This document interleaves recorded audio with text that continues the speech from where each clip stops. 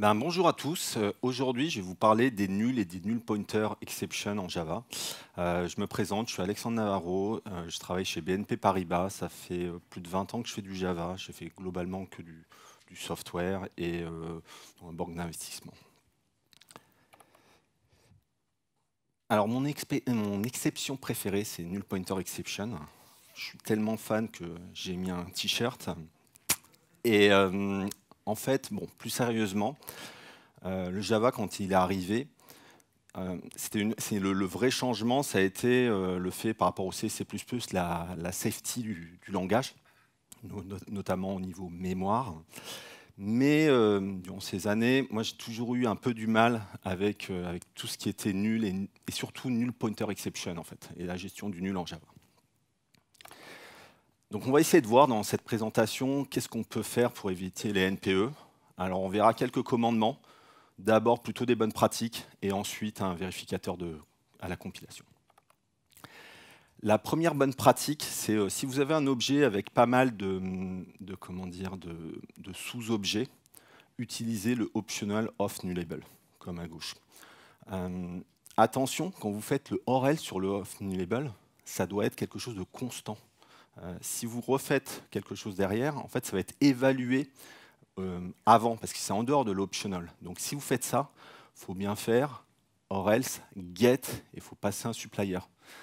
La raison, c'est tout le temps évalué si vous ne le faites pas.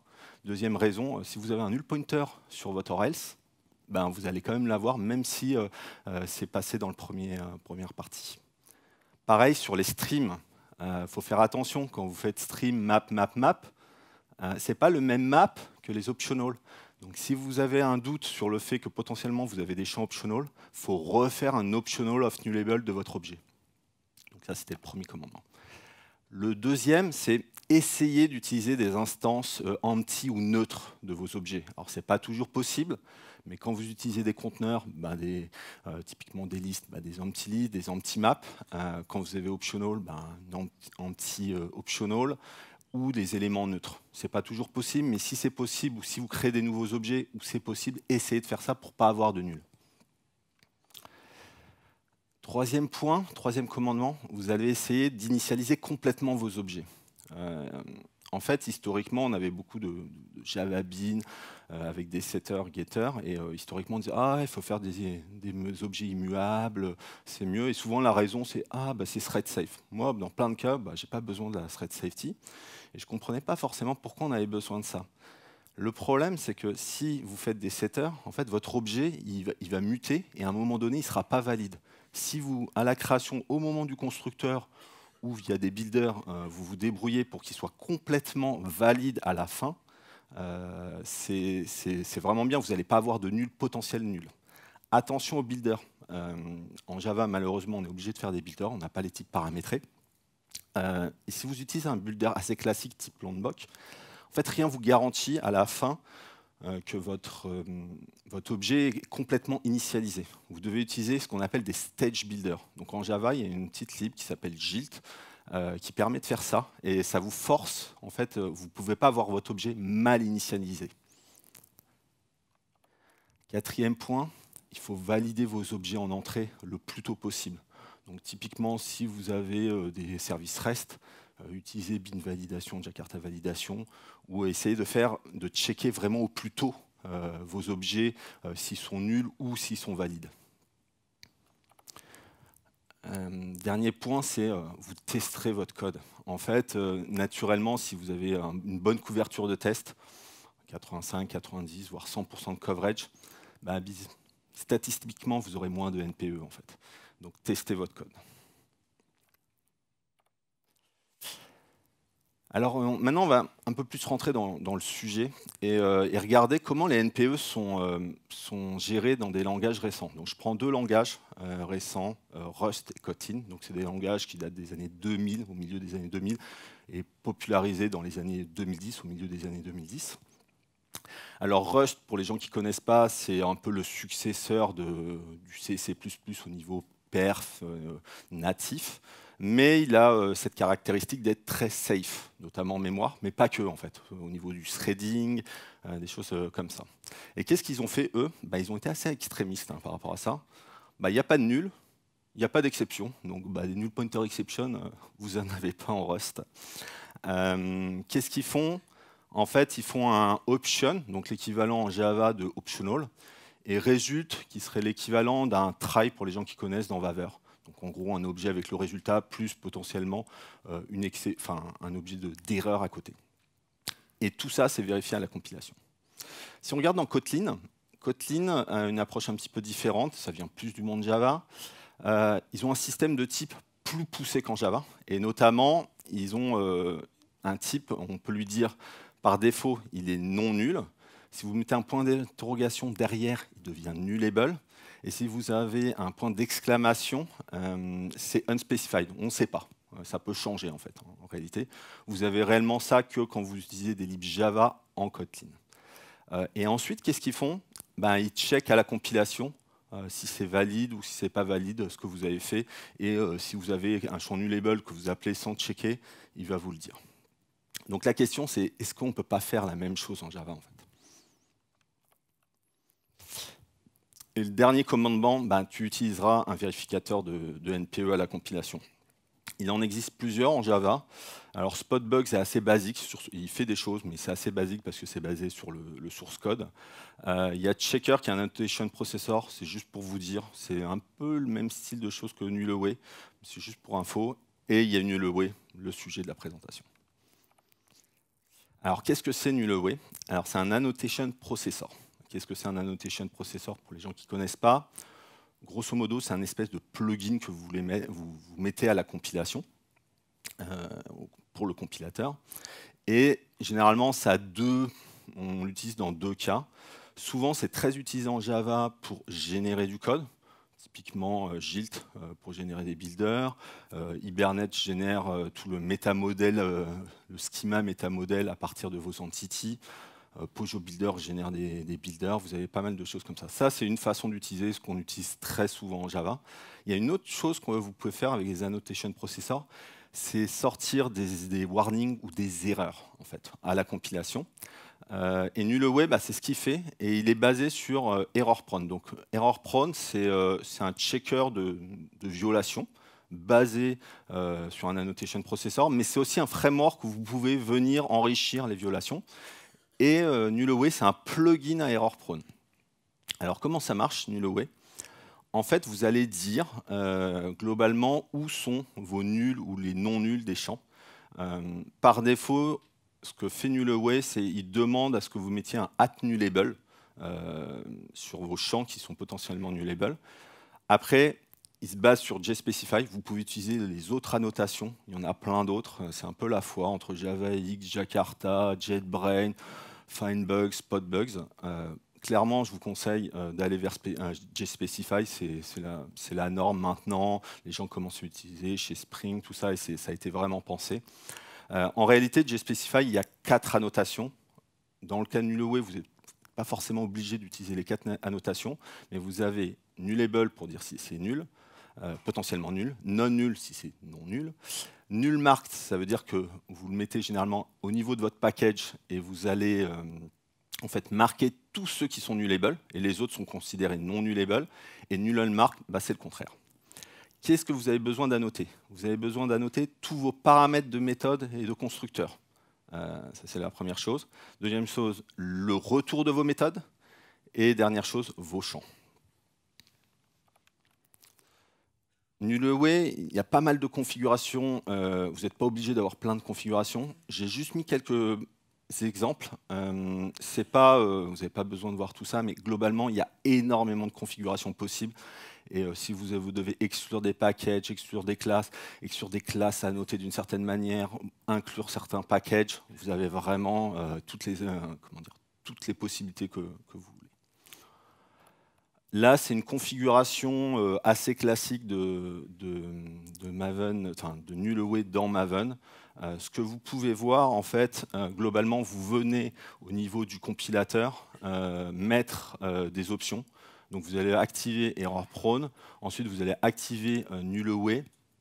Là, c'est en erreur. Et là, j'ai activé mon package. Et ensuite, j'ai désactivé les classes qui sont Gilt Generated. Vous devez rajouter dans les comment dire, dans les annotation processors, les différentes lignes, notamment error prone, null away. Après, moi, j'ai d'autres annotation processors que j'utilise, donc je les ai mis. Bon. Passons à une petite démo. Okay. Là, je vais déjà vous remontrer un peu ce que j'ai expliqué. Donc, ici, vous avez la configuration de votre compilateur. Alors ici, c'est assez intéressant. J'en parle pas tellement. Comment dire, error prone vient avec plein de violations. Et ces violations-là, elles sont super intéressantes si vous voulez migrer. En fait, ça vous permet de migrer plus facilement. Donc je vous conseille, ce sera un des conseils à la fin, si vous voulez migrer, avant de mettre null away, fixez toutes ces violations, parce que il peut déjà vous enlever un certain nombre de problèmes que vous allez de toute façon avoir dans null away. Ensuite, vous mettez votre niveau d'erreur pour null away. Là, j'ai mis mon package, j'ai exclu 2-3 choses, et voilà. Ensuite, on avait déjà vu ça.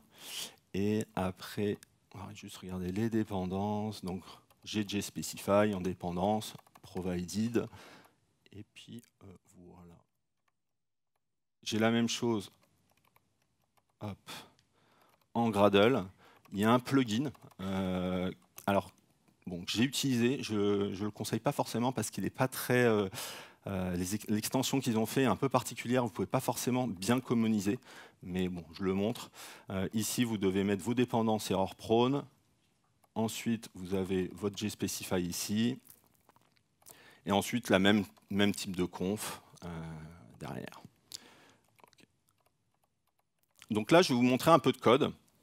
Et puis, on va regarder un petit peu ce que ça fait. Donc ici, en fait, j'ai un objet personne, je vais vous le montrer. Assez classique. Ce qu'il faut juste comprendre, c'est que le first name, le last name, il est obligatoire. Parce que là, je n'ai fait que annoter les champs qui sont nullable. Le middle name et la licence driver ne sont pas obligatoires. Donc, voilà. Et les autres choses, là, j'ai utilisé un stage builder. Ça va être important pour la suite. Mais je le crée avec une méthode builder un peu à la Lombok. Donc ici, ce que je vais faire, c'est... J'ai compilé.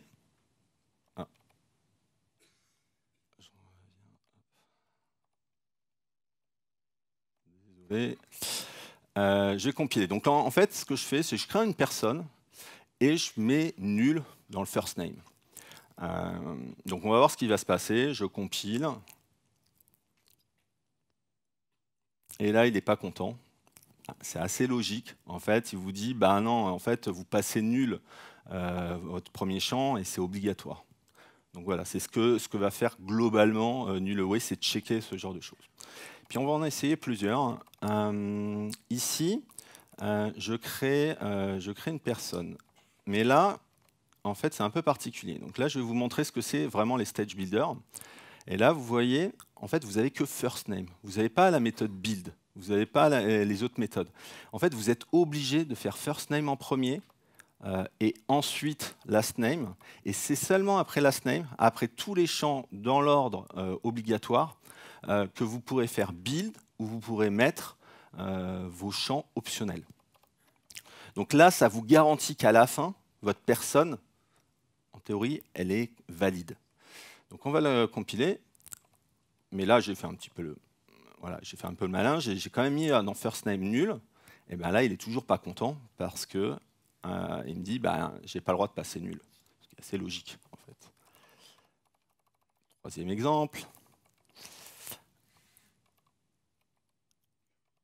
Là, je remplis bien le first name, le last name, middle name, je remets nul. Il était déjà à nul. Et puis je l'affiche.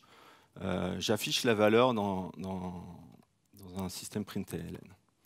Et là, qu'est-ce qu'il va me dire? Il n'est pas content. Pourquoi il n'est pas content? En fait, il me dit ici, votre objet il est nul, ça peut faire un null pointer, ce qui est le cas. Donc là, vous êtes obligé d'écrire, par exemple,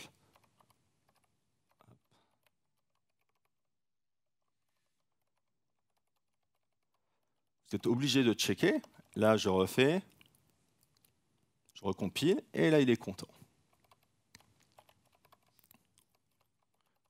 Donc, voilà, il check. Là, c'était plus en retour. Je vous ai montré d'abord en entrée. Là, c'était plutôt en retour de méthode. Alors maintenant, on va faire des trucs un peu plus rigolos. Là, c'est une méthode du JDK. Donc, je fais collection max.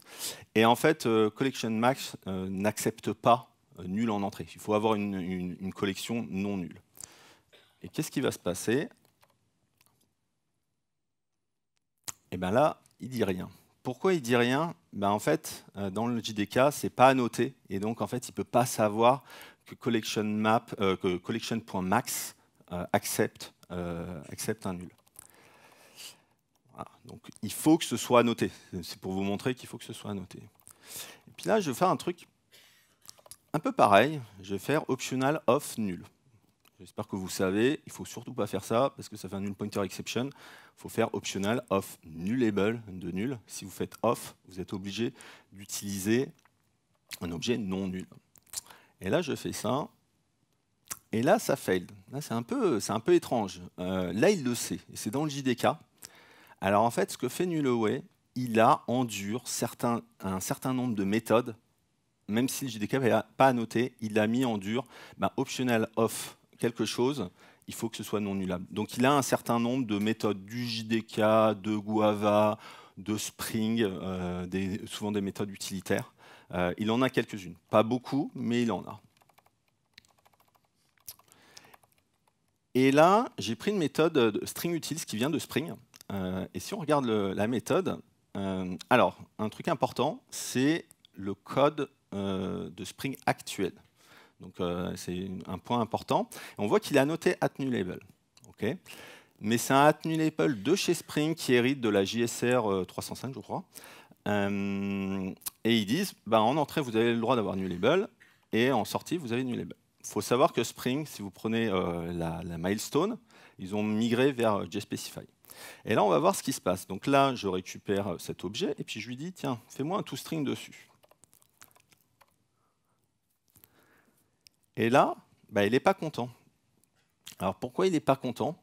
Là, c'était nullable, il l'a fait. Alors là, ça fonctionne, même s'ils ne sont pas encore en JSpecify. La raison, c'est que vous pouvez dire à nullAway, c'est le mode un petit peu historique de nullAway. Il sait gérer en réalité JSpecify, mais il sait gérer les autres annotations.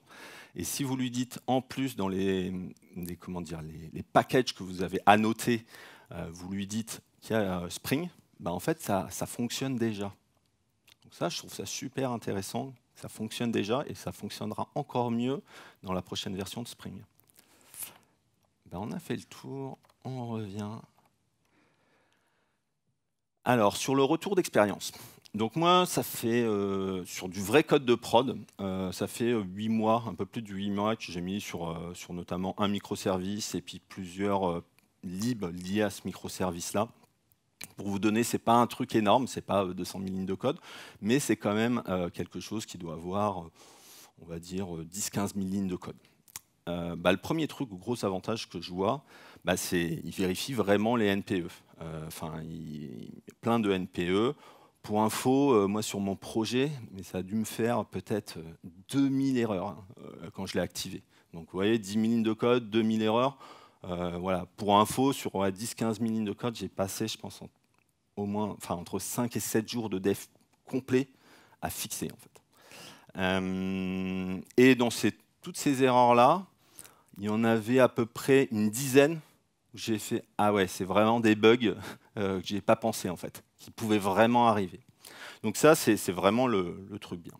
Deuxième point, c'est activable par package et très configurable. Donc vous pouvez assez facilement dire non, mais je commence par ce package et puis après celui-là. Vous pouvez le faire, vous pouvez exclure certaines classes. Vous pouvez même, si vous avez un faux positif, mettre un suppress warning avec nullAway. Donc vraiment, c'est hyper configurable. C'est pas ouais, ça marche comme ça et puis vous pouvez faire autre chose. Et c'est assez facile au final de migrer progressivement. Moi, je ne l'ai pas forcément migré progressivement, je l'ai fait one shot, parce que je voulais le faire one shot, mais en réalité, vous pouvez vraiment le faire progressivement. Autre point, je n'ai pas vu beaucoup de faux positifs. Pour vous dire, dans le code, je n'ai pas mis un suppress warning sur un truc qui est un faux positif. J'en ai vu, notamment sur les switch expressions, sur les nuls. Il n'arrivait pas à comprendre que ça pouvait être nullable. Ça a été fixé dans des versions plus récentes de NullAway. Parfois sur du code un peu legacy, un peu bizarre, sur des if un peu bizarres, vous pouvez avoir des trucs un peu étranges. Sur les filters dans les lambda, parfois vous pouvez avoir des choses, vous vérifiez qu'il n'est pas nul, mais vous êtes dans une lambda et il a un peu du mal à voir que derrière c'est forcément pas nul. Mais souvent, en fait, juste en refactorant légèrement votre code, ça fonctionne en fait. Et dernier point, gros avantage, c'est si vous faites un nouveau projet, ben, vous avez vu la configuration, en fait c'est super simple à mettre en place. Voilà, il n'y a vraiment aucun souci. Alors sur les inconvénients, ben, le premier, j'en ai déjà un petit peu parlé, c'est long à migrer. Attention, c'est pas dur, c'est juste long. Alors j'ai pas essayé de LLM pour essayer de migrer. Je pense que ça pourrait être intéressant. Je pense qu'ils peuvent être pas mauvais des LLM à migrer. Mais voilà, c'est long. C'est long, mais pas dur. Voilà. Deuxième point, on en a déjà parlé, c'est les builders. Si vous utilisez des builders, il faut absolument que vous utilisiez des stage builders. Si vous ne faites pas ça, en fait, vous allez avoir plein de nuls potentiels que vous n'avez pas vus. Pour moi, c'est pareil. Vous avez votre maison, vous avez une porte blindée. Vous fermez à clé votre porte blindée, vous laissez les fenêtres ouvertes. Ben, si vous faites des builders classiques et vous faites ça, c'est exactement pareil. Ça rajoute du temps de compilation.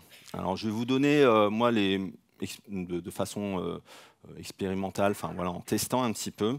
Moi, j'ai eu à peu près 20% de temps de compilation en plus sur NullAway. Alors, attention, NullAway, en fait, comme c'est un plugin d'erreur prone, en fait, par défaut, erreur prone vient avec plein de violations par défaut.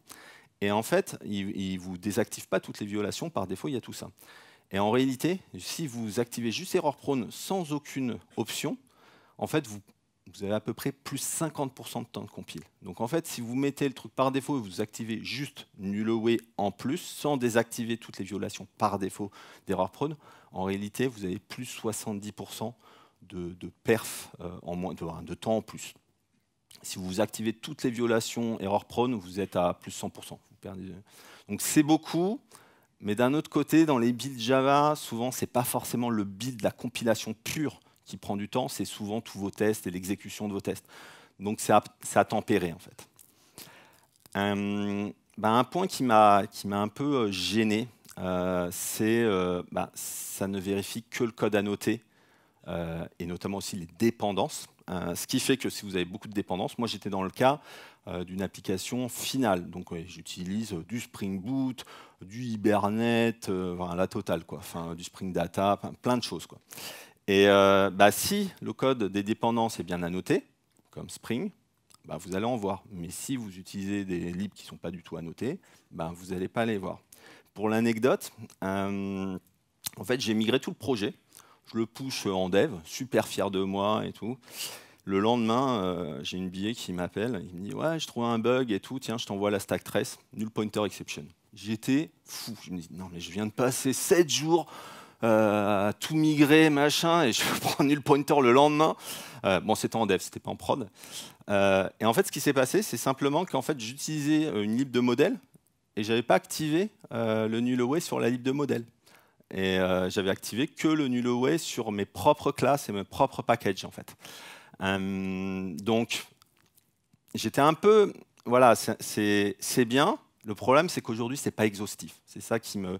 C'est mieux que rien, mais c'est pas exhaustif. Et notamment dans le JDK, aujourd'hui, on a peu de checks. Dernier point, c'est pas dans le langage. Et en fait, pour l'adoption, je pense que l'avoir dans le langage, ou au moins avoir les @nullable ou JSpecify dans le JDK, même si en réalité JSpecify, ça dépend de rien, c'est qu'à ta notation. Franchement, je ne comprendrais pas que les gens ne se disent pas bon, je prends JSpecify parce que c'est une dépendance, je ne sais pas, j'en veux pas. Mais le fait que ce ne soit pas dans le langage, je pense que ça va mettre du temps à arriver dans les, comment dire, dans les libs, tout ça, c'est ça. Voilà, et donc je suis un peu partagé en fait. Je suis un peu partagé, je trouve ça bien. Clairement, je le referai. Mais le fait que ce soit pas complètement exhaustif, je suis un petit peu partagé. Mais si le futur était plus radieux. En fait, si vous regardez JSpecify, les gens qui travaillent chez JSpecify, qui est-ce qu'il y a? Il y a Google, via ErrorProne et via Android, sachant que Android, globalement, chez Google, ils ont quand même beaucoup de Java et du Kotlin. Je pense qu'ils apprécient le Kotlin et ils aiment le type safety de Kotlin. Et ils voudraient avoir la même chose dans Android pour les applications Java ou pour leurs applications historiques Java.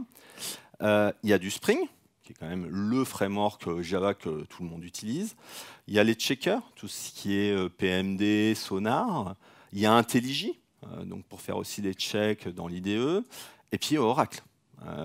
Donc globalement, là, je pense que dans tous ces gens-là, c'est quasiment tous les acteurs, à part peut-être Red Hat, dans les gros acteurs autour de la JVM, ils sont là.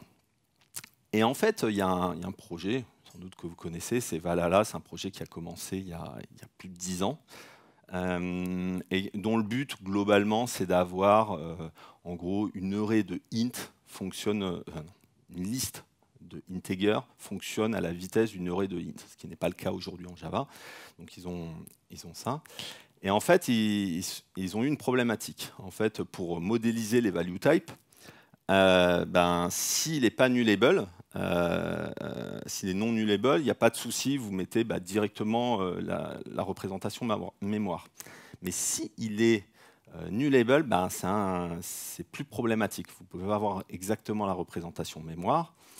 Et ils se sont posé la question, qu'est-ce qu'on fait sur les value types? Et finalement, ils se sont dit, en fait, les value types, est-ce que c'est nullable ou pas? Ça dépend. Le bon exemple, c'est typiquement integer.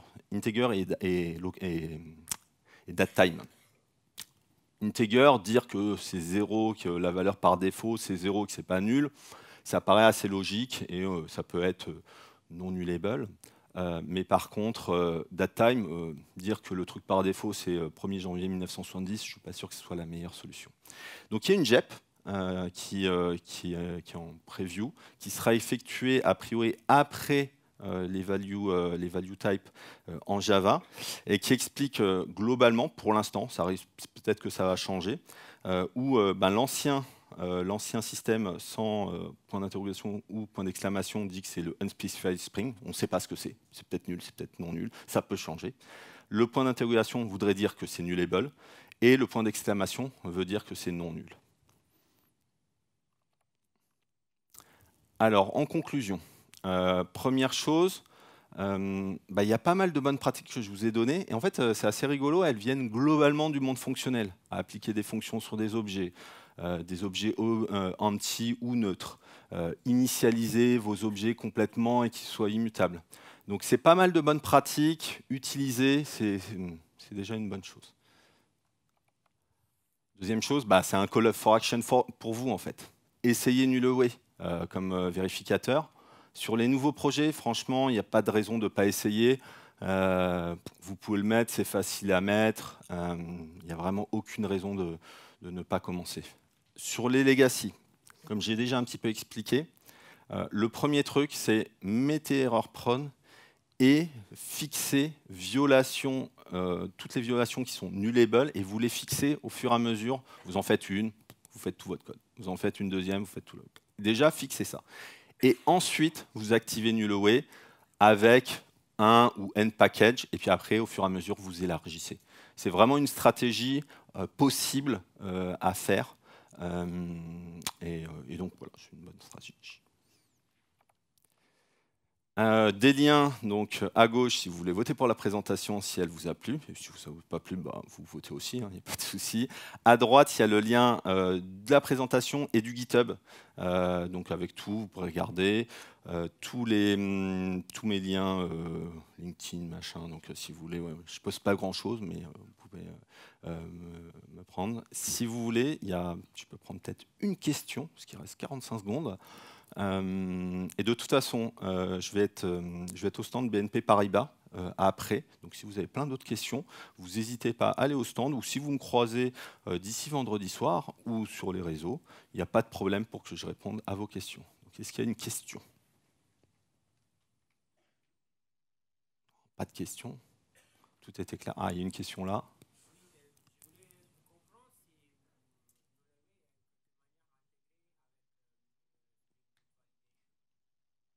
Il y a pas de lien avec Spring Boot validation. Ah oui, est-ce qu'il y a un lien entre Nullaway et Spring Boot validation? Et non, il n'y a pas de lien. Nullaway, c'est juste un checker à la compilation. Spring Boot validation ou tout ce qui est Jakarta validation, Bean validation, c'est vraiment, en fait, c'est les checks qui vont être faits, par exemple, sur tes services REST. Mais en réalité, les annotations, par exemple, note nulle de Bean validation ne sont pas les mêmes validations, c'est non nul pour JSpecify. C'est des annotations différentes. Donc, c'est deux choses différentes.